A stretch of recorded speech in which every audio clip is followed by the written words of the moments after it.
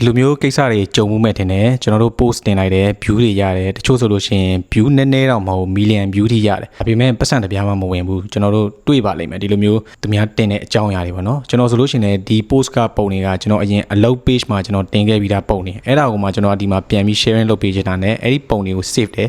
save ပြီးကျွန်တော်ဒီမှာလာတင်တယ်တင်တဲ့ချိန်မှာဘာတွေဖြစ်လဲဆိုတော့ခုလိုမျိုးပေါ့နော်ဒါ view နည်းနည်းရနေပြီဒါပေမဲ့ပတ်စံတစ်ပြားမှမဝင်သေးဘူးပုံမှန်ဆိုရင်ဒါ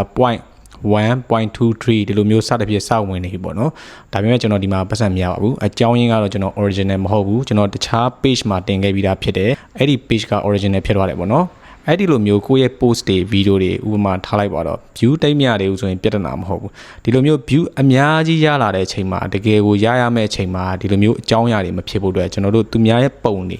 စာတွေကိုယူတင်တဲ့အချိန်မှာကျွန်တော်သိထားမယ့်အချက်ရှိတယ်ပုံဆိုလို့ရှိရင်ကျွန်တော်တို့ကဘာလုပ်ရမလဲဆိုတော့ color change တာ ratio တွေကိုပြန်ပြီးတော့ crop လုပ်တာမျိုးတွေ size change တာပေါ့နော်ဒါမျိုးတွေလုပ်ပေးရမယ်စာဆိုလို့ရှိရင်လည်းကျွန်တော်တို့အနေနဲ့က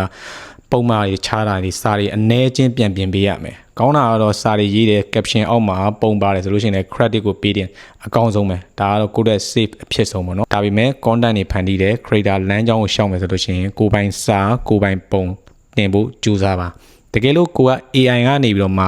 prompt တွေကိုသူများရဲ့ prompt တွေကိုကြိုက်လို့ကိုက copy ယူပြီးပြန်လုပ်တယ်ဆိုလို့ရှိရင်လည်းဒီပြဿနာတွေဖြစ်ကောင်းဖြစ်နိုင်တယ်ကိုအနေနဲ့ chat GPT သွားပြီးတော့ကျွန်တော်တို့လိုချင်တဲ့ပုံစံမျိုးကို prompt ရေးခိုင်းမြန်မာလိုရေးပြီးတော့ရင်အင်္ဂလိပ်လိုပြောင်းပေးပါလို့ပြောပြင်အဲ့ prompt ကိုယူပြီးတော့ Gemini မှာပြတော့ထုတ်လို့ရဒါဆိုရင်ကိုယ်ပိုင် prompt နဲ့ဖြစ်သွားပြီ